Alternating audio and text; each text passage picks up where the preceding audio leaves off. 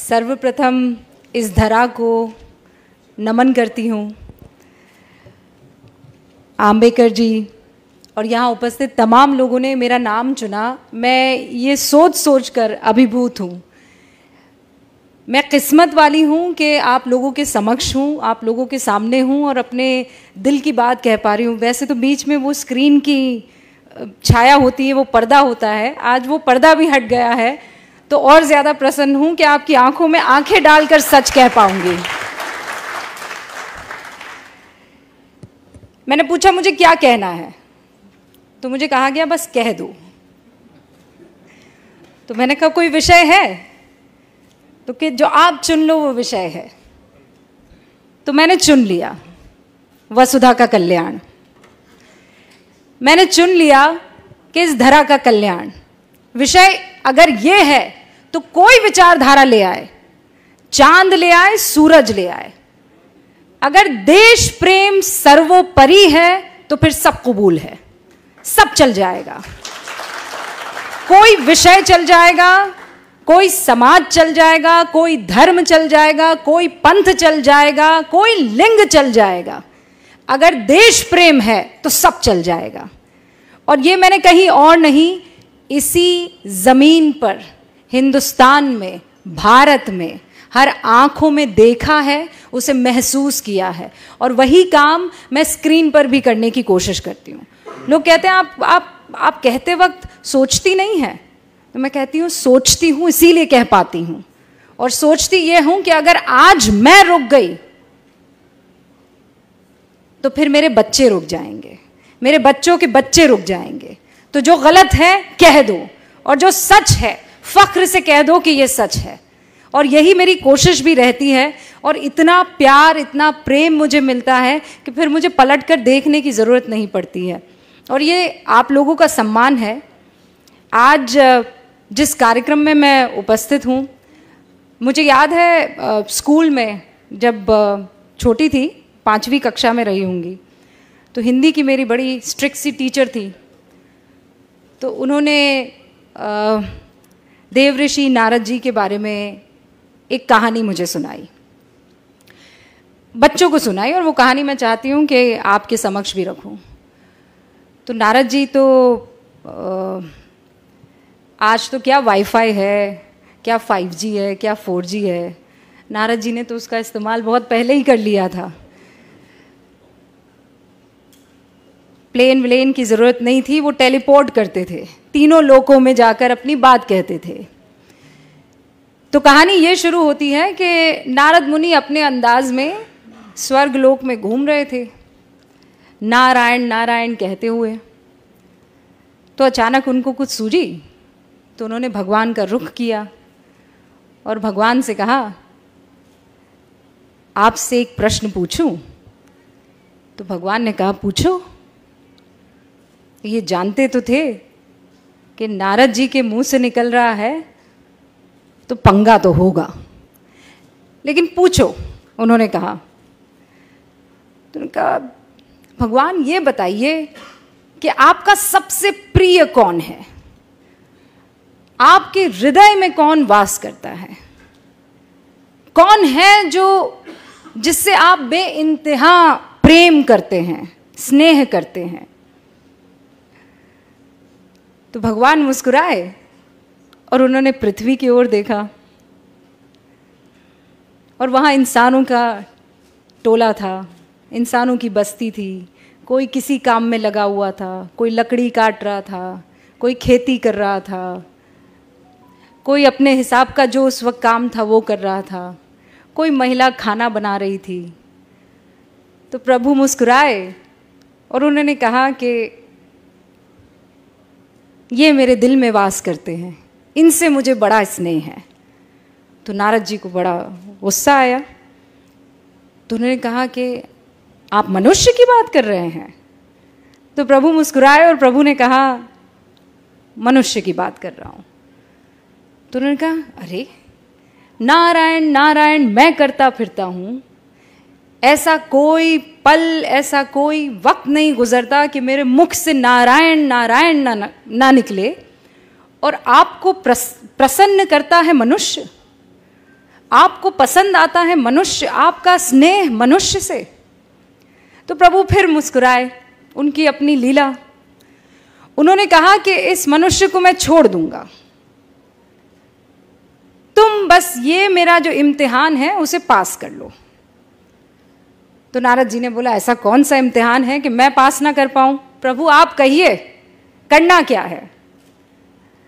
तो प्रभु ने देव ऋषि को कटोरा दिया बड़ा सा, और उसे एकदम एज तक दूध में भर दिया। और प्रभु ने कहा कि अब इसे तुम तीनों लोकों में लेकर घूमो, पर ध्यान रहे एक बूंद दूध की नीचे ना गिरने पाए। तो देव ऋषि ने कहा कि अरे ये क्या बड़ी बात हो गई, ये तो मैं चुटकियों में कर दूंगा। तो उन्होंने कहा फिर मिलते हैं। और नारद मुनि जी कटोरा थामे, दूध से भरा लबालब, तीनों लोकों का भ्रमण करके आ गए। प्रभु के सामने पहुंचे, प्रभु मुस्कुराए, कहा लौट आए?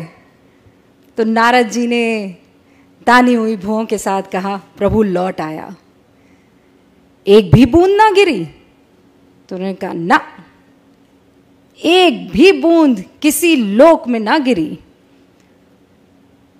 कहा ये तो बहुत ही गजब हो गया,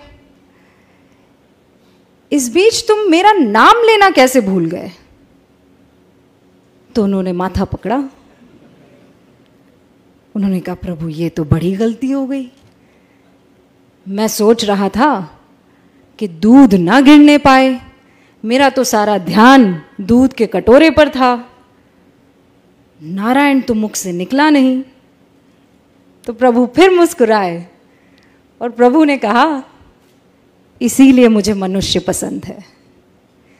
वो जिंदगी की हर तकलीफ से जूझता रहता है, वो हर मुश्किल से हर रोज गुजरता है,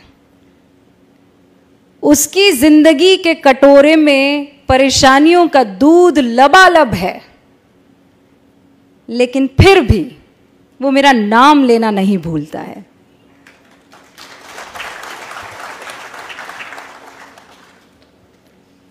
तो देव ऋषि भी मुस्कुराए, हाथ जोड़े और कहा प्रभु की लीला परंपार है, नारायण नारायण, और मनुष्य भी कमाल है।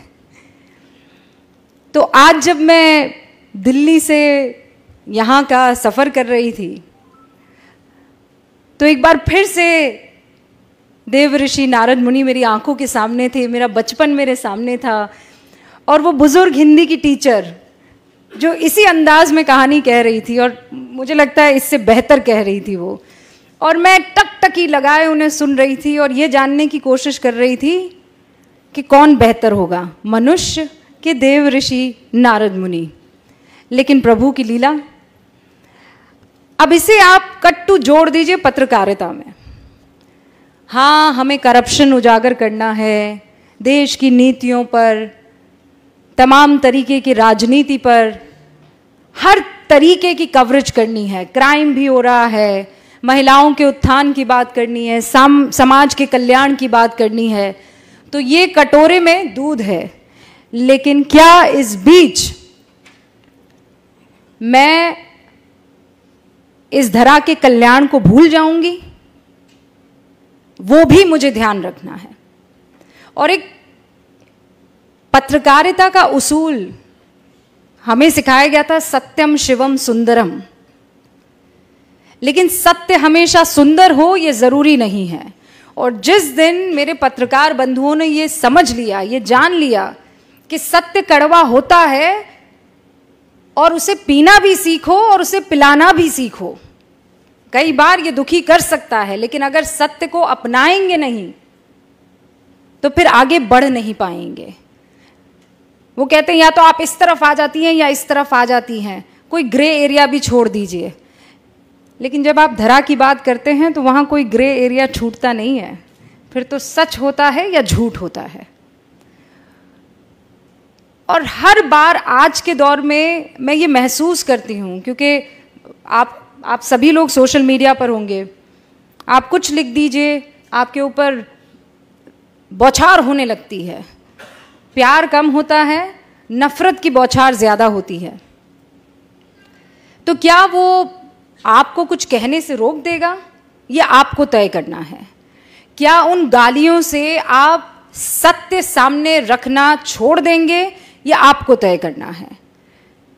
और मैं हमेशा अक्सर जहां जाती हूं ये कहती हूं कि मैं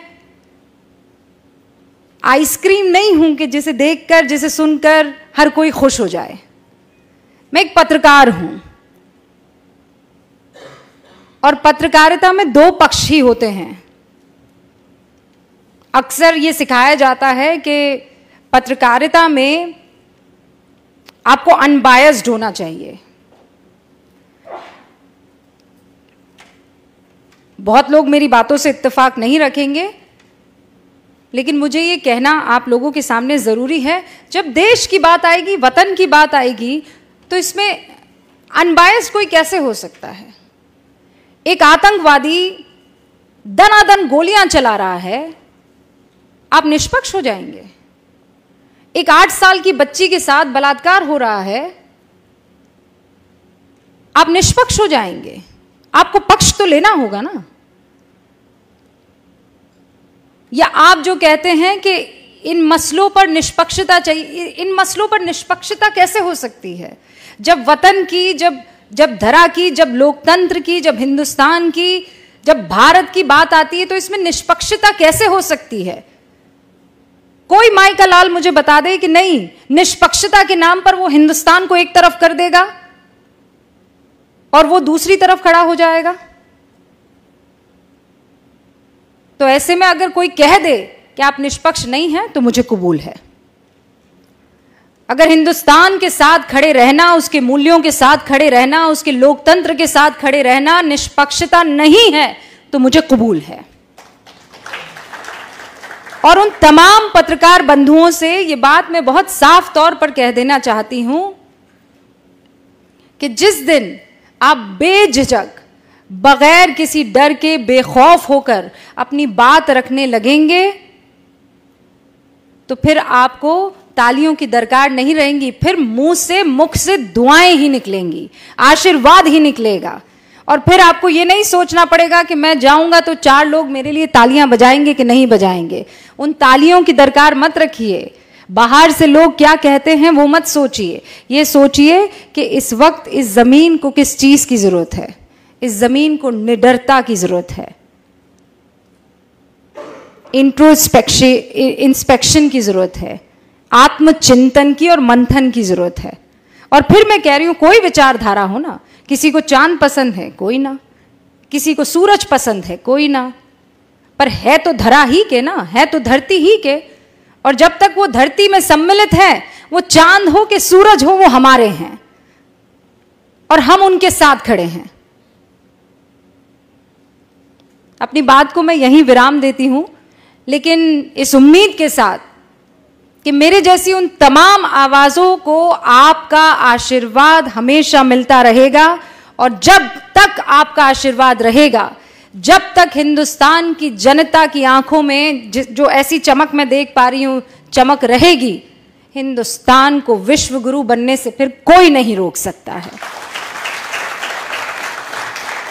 एक बार फिर से आप सभी का बहुत बहुत शुक्रिया। और मुझे बहुत खुशी हुई आप सबके बीच में आकर अपनी बात रखने की। ऐसा लग रहा था जैसे मैं नहीं, दो मन आपस में बात कर रहे हो, दिल से दिल तक एक बात पहुंची हो। बहुत बहुत शुक्रिया आप सभी का।